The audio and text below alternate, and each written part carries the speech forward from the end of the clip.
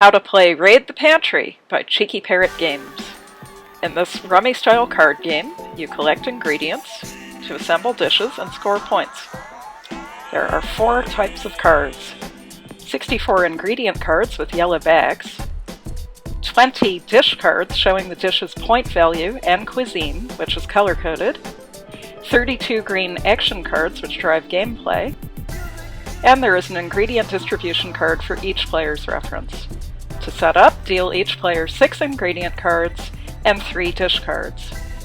The deck of remaining ingredient cards is called the Pantry. Draw and display its top 3 cards to start off the rubbish bin. The leftover dish cards and the action cards are also draw piles. The youngest player goes first, and play proceeds clockwise. Always start your turn by drawing an action card. Cards with whisks must be played immediately. Cards with canisters can be played immediately or put in hand to use on a later turn. Now we'll run through 3 sample turns. Here at the top of the screen you can see the draw piles and the rubbish bin. In the shaded area are the cards you're holding in your hand. 8 of the action cards are instant bonus dishes. These give you an opportunity to score a point and lock in a common ingredient. But we don't have chicken to make that koshina. If you can't action a card with a whisk, you can discard it and draw another.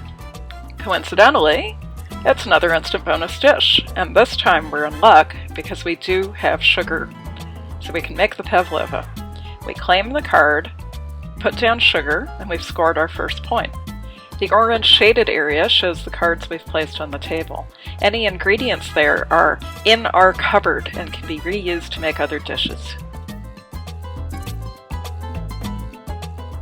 Here's our next turn. We draw an action card to start, and it's a fishing expedition.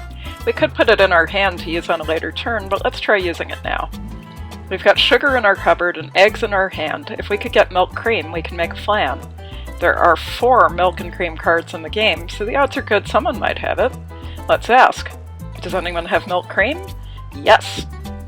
So we borrow their milk and cream and put it in our cupboard. Add the eggs we were holding in our hand, and put down our flan card to score our second point, and now we've made a real dish. So we discard the fishing expedition and draw a replacement dish card, but we're not able to cook anything else this turn, so we end our turn.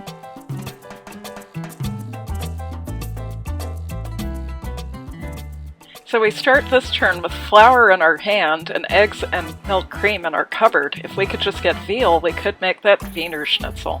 And our action card is the food fight. We're playing with 2 other people, so we draw and display 4 ingredients, and we get to pick one first and last. So let's take the veal. The opponent to our left goes next and takes the wild card. Our other opponent takes the eggs, so we also get the tomato puree. We'll put that in our hand. And discard the food fight, and lay down the schnitzel card, that's 2 more points, plus the flour and the veal. Draw a new dish card. We're not able to make that or anything else, so we end our turn. The most complicated action cards are the marketplaces, so I'll explain how they work. Here I've drawn a mandatory marketplace card, so I must pick an ingredient from my hand and display it. Starting from my left, the other players do the same. Because I played the card, I get to pick first, and I'd like the cheese. The player to my left goes next and must pick potatoes or puree. She wants the puree. And the player across from me takes the sugar. Now, because you can't pick up your own ingredient, the 4th player has been shut out, and his potatoes go in the bin. In a voluntary marketplace, I choose whether to participate. I can pass, or I can put down an ingredient to try to trade it. Then the other players, starting from my left, decide if they are passing or participating. Unfortunately, the other players all passed because no one wanted the puree, and it winds up in the bin. If everyone had passed, including me, I would get to draw and take the top ingredient card in the pantry. Keep playing until someone reaches the winning point threshold, which varies depending on the number of players. To calculate your score, just add up the points on the cards. These cards total 11 points, but there are 2 continental dishes, the pierogi and the schnitzel, and 2 Mexican dishes, the flan and the tacos.